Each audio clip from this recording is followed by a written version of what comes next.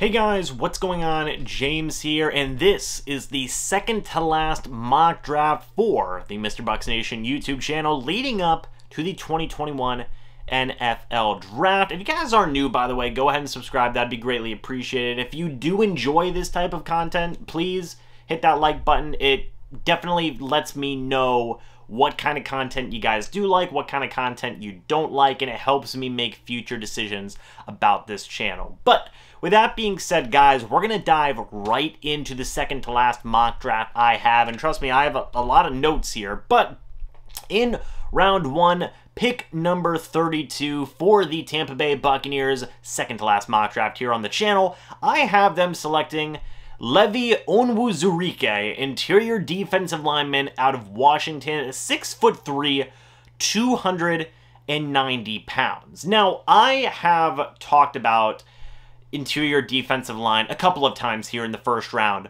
on the channel. And by the way, I don't know if I am saying Levi's last name right or wrong. You guys will have to correct me down in the comment section below. But I've talked about Christian Barmore, but I haven't really talked about any of the other potential defensive linemen in this draft. And when I look at it, I really do like Levi from Washington. That's what I'm going to refer to him as from now on throughout this video. You know, 6'3", 290 pounds. I think that overall is a solid defensive lineman, and I have talked about this before. I don't know whoever the Tampa Bay Buccaneers get at pick number 32 is going to start right away. Whenever you look at the defensive line, you have Will Golston, you have Sue, you have Vita Vea. Levi probably wouldn't start right away, but given that Sue is getting up there in age, given that Will Golston is on the last year of his contract, he could start in year 2 and be that guy for the next 4 years, including that 5th-year option at the end of his contract as a first-rounder, by the way.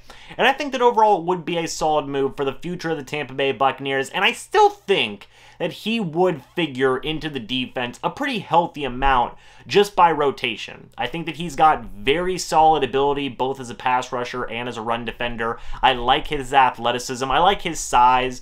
I know some people may say, for Todd Bowles' system, he is a little undersized. I don't really agree with that. 290 pounds, 6'3". I think that is a fine size for a defensive lineman. And I think that he would, at the very least, be incredibly solid depth right away for the Tampa Bay Buccaneers defensive line. So Levi Onwuzurike, interior defensive lineman out of Washington, is who I have the Tampa Bay Buccaneers selecting in round 1, pick number 32.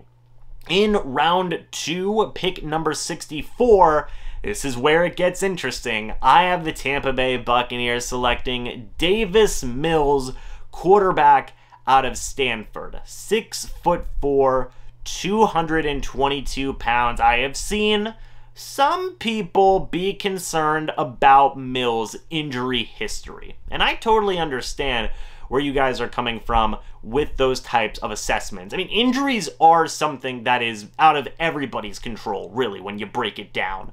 But I just for some reason feel confident that Mills would be able to stay healthy throughout his NFL career, and I think that he would be a solid quarterback. That's honestly, besides the knock of him having the injury concerns, overall he's been graded as a pretty solid quarterback prospect. Nothing extremely amazing. I mean, I've seen some people say he could be a potential first-round guy, but I've also seen a lot of people say probably rounds 2, 3, that's where they expect Mills to go. I think the Tampa Bay Buccaneers could potentially get him with pick number 64.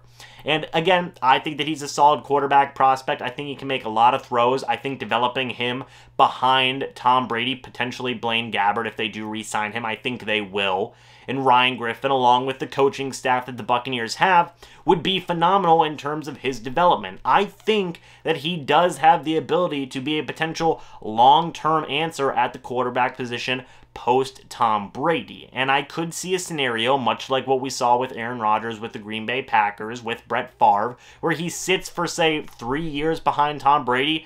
Davis Mills comes in and he just completely lights it up with whoever the head coach is in the offense. I'm just saying, I think that that could be a legitimate thing that happens. So, with that being said, I think I've said my piece. Davis Mills, quarterback out of Stanford, is who I have the Tampa Bay Buccaneers selecting in round 2, pick number 64.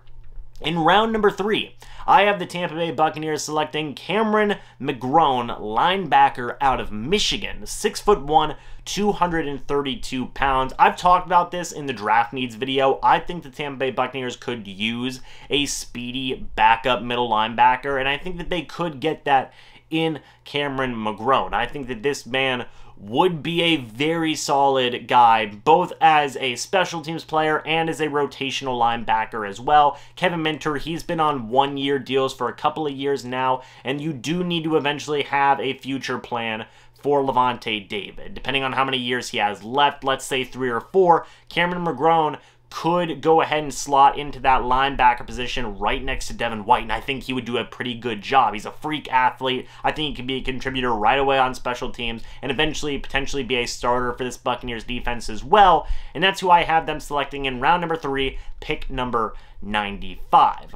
Round 4, pick number 137, I have the Tampa Bay Buccaneers selecting Tre Brown, cornerback out of Oklahoma, 5'10", 188 pounds. When I thought about this pick, I thought about, do the Tampa Bay Buccaneers need a cornerback? And not necessarily. They have Ross Cockrell as a depth piece. They have Jamel Dean, Sean Murphy-Bunting, and Carlton Davis. But I think they could use a backup slot guy who could potentially eventually be a starting guy for this football team. I actually talked about it in my previous mock draft with Trey Norwood. This, I just had the Tampa Bay Buccaneers selecting a guy in the earlier rounds, and a more talented player, in my opinion, at that. I think that Tre Brown could eventually be the starting slot cornerback for the Buccaneers, depending on what they want to do with Carlton Davis, Sean Murphy-Bunting, and Jamel Dean. I don't know if they can keep all those guys for the long-term future. You would have Tre Brown there, who could at least be an incredibly solid nickel corner, and then you could just have, say, Carlton Davis and either Sean Murphy-Bunting or Jamel Dean as the other outside corner, and boom, there's your 3 starting cornerbacks. Life goes on. So, Tre Brown, cornerback out of Oklahoma, is who I have the Buccaneers selecting with pick number 137 in round 4. Round 5. Now, this is going to be maybe a little controversial, especially with the thoughts that I've had on the YouTube channel in, recent weeks, and I will explain my reasoning here. I have them selecting Patrick Johnson, edge defender out of Tulane, 6'3", 255 pounds. And I know what you're saying is, James, you've been talking a lot about the Tampa Bay Buccaneers selecting an edge defender, edge rusher early in the Tampa Bay Buccaneers draft. Why do you have them waiting until round 5 to select it? I just wanted to get creative. I want to cover as much ground as I can in these mock drafts, and this could be potentially a possibility. At the end of the day, we don't know what the Tampa Bay Buccaneers are going to do in this upcoming draft because they have so much stinking flexibility. And investing a 5th round pick may not sound like a big deal, but I still think that a guy like Patrick Johnson could contribute right away. With Anthony Nelson having a solid rotation, that'd be a healthy competition for that 3rd edge rusher spot, and I think that Patrick Johnson could surprise some people. I really think that this guy is a diamond in the rough type guy. I've talked about this with other edge rushers in this draft. I think that he's very raw, he's got very good athleticism, but he can develop into a very, very solid edge rusher. And I think that he's got the measurables, 6'3", 255 pounds, and I think that he could be a solid contributor both on special teams, obviously, right away, and then on defense as a rotational guy for the Tampa Bay Buccaneers, not just in year 1, but in future years as well. Jason Pierre-Paul, maybe he's got 1 or 2 years left in him, then you have to figure out what you're going to do with that other edge rusher position, Anthony Nelson, Patrick Johnson. They could have a healthy competition there.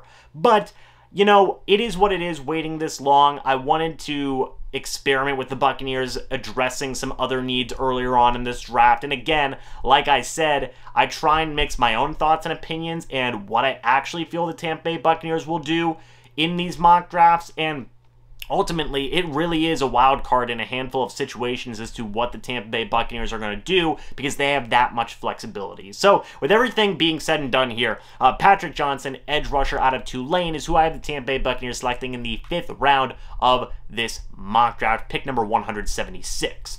In round 6, pick number 217, I have the Tampa Bay Buccaneers selecting Samuel Cooper, interior offensive lineman out of Maine. Sorry, his last name is Samuel Cooper Merrimack, I believe, 6'2", 305 pounds. This is another need that the Tampa Bay Buccaneers are addressing here with interior offensive line.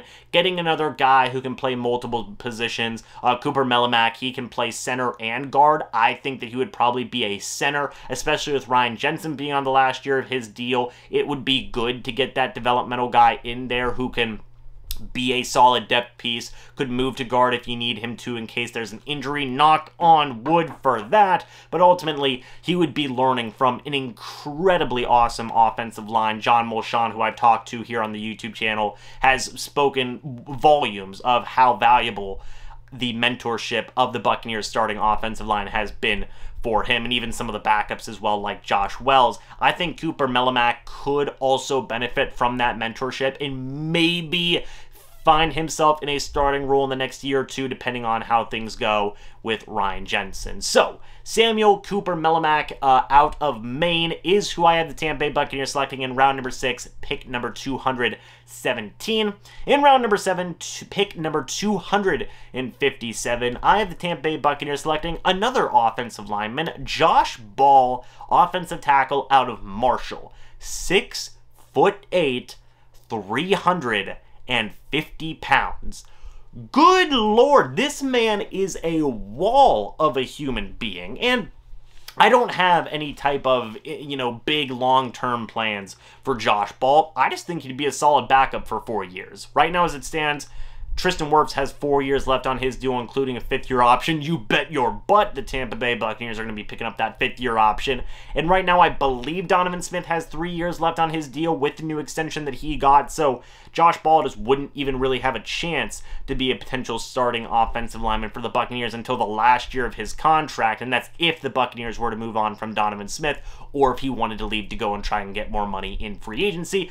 But if that situation were to happen, why not throw him out there? The man is massive. I mean, he is like old school size for a starting left tackle. I mean, the dude is a big beast of a human being, and he would just be a phenomenal, but he'd just be an awesome guy to see out there in practice, let alone actually having him develop again behind what is a really solid mentorship of an offensive line. Now, I don't know if he would play right tackle. I don't know if he would play left tackle. Josh Wells did re-sign with the team. I could see him maybe playing right tackle at first and then maybe transitioning to left tackle, or maybe they move Josh Wells over to right tackle. Whatever it may be, I think that Josh Ball could be an incredibly solid backup at the very least and potentially develop into something in the next few years of his career, because, man, he's at least got the size, and you can't teach that. But anyway, guys, with the last pick for the Tampa Bay Buccaneers, round 7, pick number 259,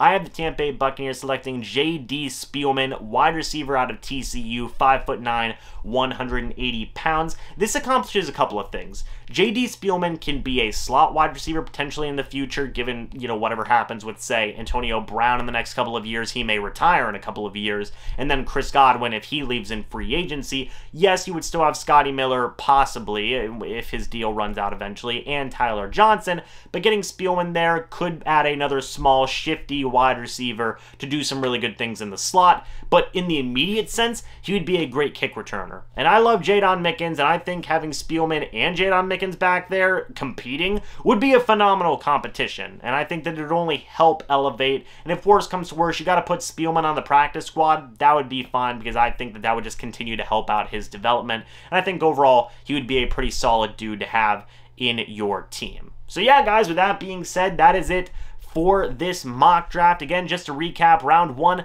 Levi Onwuzurike. Round 2, Davis Mills. Round 3, Cameron McGrone. Round 4, Tre Brown. Round 5, Patrick Johnson. Round 6, Samuel Cooper. Round 7, Josh Ball. And round 7 again, J.D. Spielman. We went interior defensive line, quarterback, linebacker, that being middle linebacker, cornerback, edge defender, interior offensive line, offensive tackle, and wide receiver. This is probably my most out there mock draft to date in terms of addressing needs for the Tampa Bay Buccaneers at certain positions.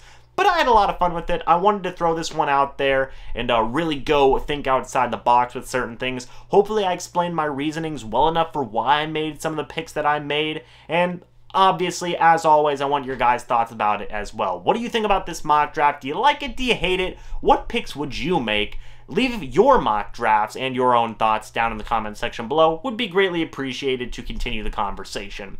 But anyway, guys, thank you so much for watching this video. Hope you all enjoyed, and I will see you all in the next video or the next live stream. But until then, and as always, guys, goodbye for now, and go Bucs.